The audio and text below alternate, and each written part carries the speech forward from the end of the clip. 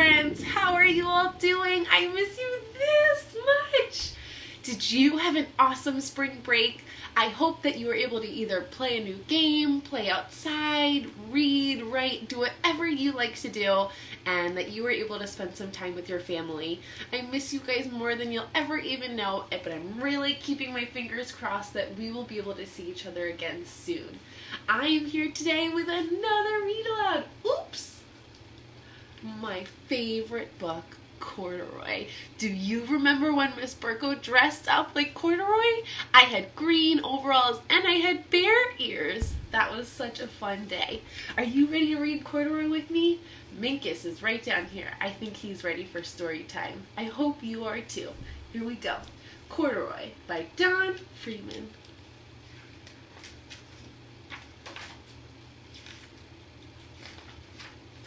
Corduroy is a bear who once lived in the toy department of a big store.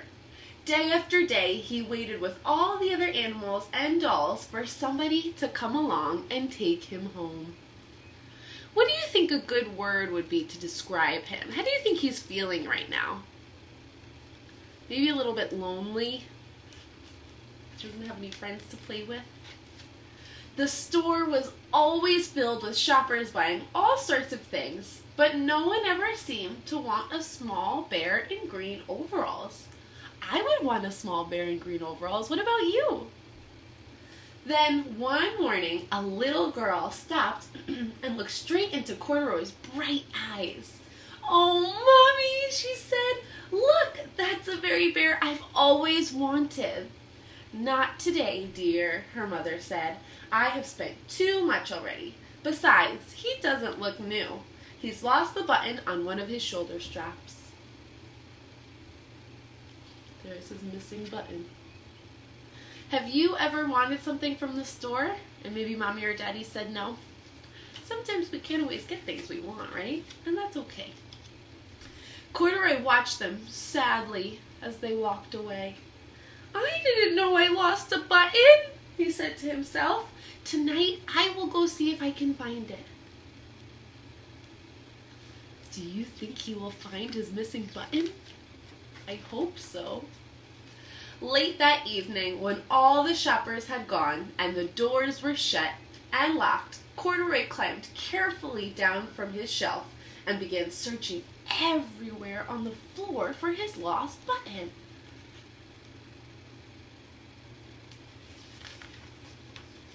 Suddenly, he felt the floor moving under him. Quite by accident, he had stepped onto an... Do my friends remember what this is called? Do you remember what this is called? They're not stairs, but they're like stairs. Sometimes you'll see it in a shopping mall or in a place that has a lot of floors. An escalator, and up he went. Could this be a mountain? He wondered. I think I've always wanted to climb a mountain. Is it a mountain? No. He stepped off the escalator as it reached the next floor, and there, before his eyes, was a most amazing sight. Tables and chairs and lamps and sofas and rows of beds. "This must be a palace," Corduroy said. "I guess I've always wanted to live in a palace."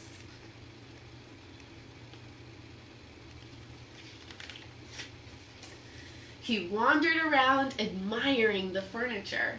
"This must be a bed," he said. "I've always wanted to sleep in a bed." And he crawled into a large, thick mattress. All at once, he saw something small and round. "Why, here's my button," he said. And he tried to pick it up, but like all the other buttons on the mattress, it was tied down tight. Do you think that's Corduroy's missing button? I don't think so either. He yanked and he pulled with both paws until pop! Off came the button, and off the mattress Corduroy toppled. Bang! Onto a tall floor lamp. Over it fell with a crash. Uh-oh, how do you think he's feeling now? maybe a little bit nervous or scared. Corduroy didn't know it, but there was someone else awake in the store. Who else was awake in the store?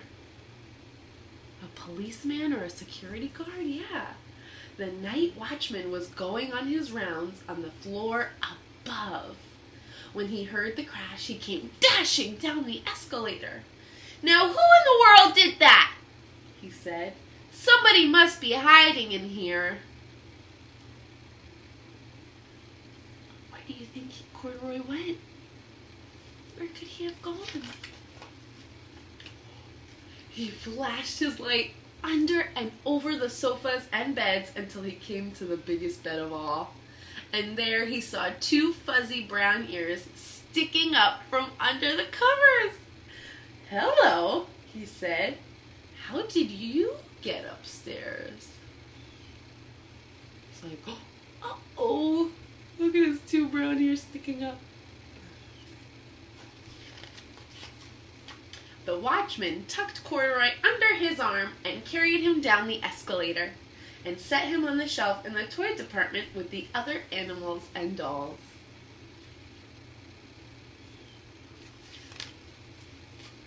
Corduroy was just waking up when the first customers came into the store in the morning.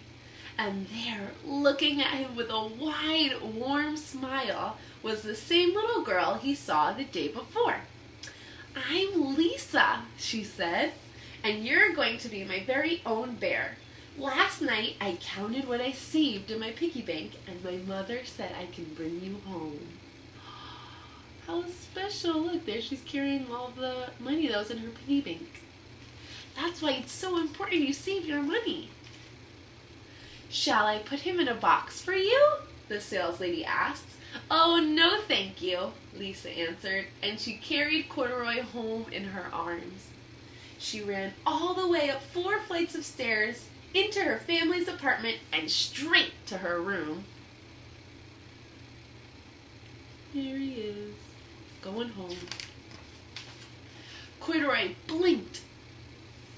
There was a chair and a chest of drawers, and along a girl-sized bed stood a little bed, just the right size for him. The room was small, nothing like that enormous office in the department store. "This must be home," he said. "I know I've always wanted a home." Lisa sat down with Corduroy on her lap and began to sew a button on his overalls. "I like you the way you are," she said, "but you will be more comfortable with your shoulder straps fastened." That was so nice of Lisa. She's sewing a button on. "You must be a friend," said Corduroy. "I've always wanted a friend." "Me too," said Lisa, and she gave him a big hug. The end. Oh my goodness, that story just warms my heart so much. My friends, I hope you enjoyed reading Corduroy with me. I enjoyed reading it so much. I wish we worked together, but make sure you're staying safe and washing those hands and eating your vegetables and exercising and most importantly doing as much schoolwork as you can, but also having some fun too. Alright, my friends? I really hope we'll see each other soon, but until the next story time, big hugs from me to you. Bye!